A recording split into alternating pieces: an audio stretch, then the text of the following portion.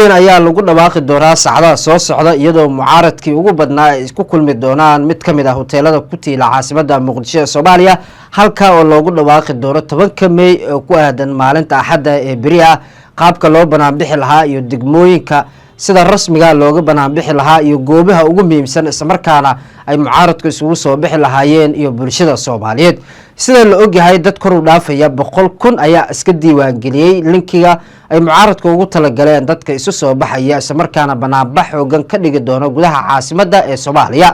dhinaca kale ciidamada ammaanka iyo si la mid ah maamulka gobolka Banaadir oo saacadii la soo dhaafay kulamo gaargaar u socday ayaa looga arinsanayay xaaladda guud ee caasimadda muqdisho ee Soomaaliya sidii laga yeeli lahaa iyo mucaaradka iyo banaan-baxa si aysan iskugu dhicin mucaaradka iyo si la mid ah dadka banaan-baxaya iyo dowladda federaalka ee Soomaaliya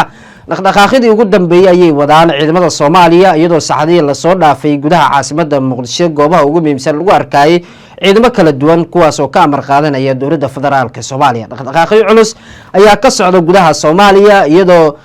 maalinnimadii Jimcadii ahayd si rasmi ah ugu dhawaaqeen mucaaradka in banaan-baxa uusan joogsan doonin kadib markii dowladdu ay shaacisay in dadkii banaan-bixi lahaa ay guryaha u dhisi doonto taa oo lagu sheegay inay tahay marmarsiyo oo dowladda madaxweyne Xasan Sheekh Maxamuud ay ku doonayso inay ku baajiso banaan-baxaasi laakiin mucaaradku waxay carabkooda ku adkeeyeen inay banaan-bixi doonaan isla markaana aysan u joojin doonin madaxweynaha Soomaaliya Xasan Sheekh Maxamuud iyo si la mid ah taliyaha booliska gobolka Banaadir Macalin Mahdi oo awaamiir culus soo saaray taas oo ahayd inaan lagu banaan-bixi karin gudaha caasimadda isla markaana amniga qalqal aan la gelinin mucaaradka ayaa ku adkeysanaya go'aankiisa saacadaha soo socdan waxaa si rasmi ah loogu dhawaaqi doonaa goobaha lagu banaan-bixi lahaa degmooyinka loo astay in lagu banaan-baxo iyo goobaha ugu muhiimsan iyo qaabka loo wajihi lahaa iyo si la mid ah banaan-baxa qaabka nooc u dhigmi lahaa iyo haddii ciidamada dowladda Soomaaliya ay dhaqdhaqaaqyo isku dayaan dhinaca kalena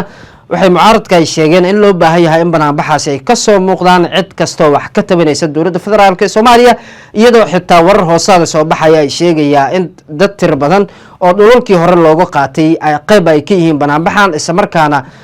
suuragal ay tahay dhulalkii sida xooga looga qaatay inay tagaan iyagoo sheeganayaan dhulalkaas qof kasta isagoo si gaar ah u leeyahay mucaaradka ayaa si toos ah iyaguna banaan-baxa ugu qayb qaadanaya isu soo bax ballaadhan ayaa suuragal ah inuu ka dhaco gudaha caasimadda muqdisho ee Soomaaliya 10 May ee ku aadan ama ku aseesan tahay maalinimada bari saacadaha soo socdo ayaa lagu dhawaaqi doonaa halkaan oo TT Somali TV kala socdo mahadsanid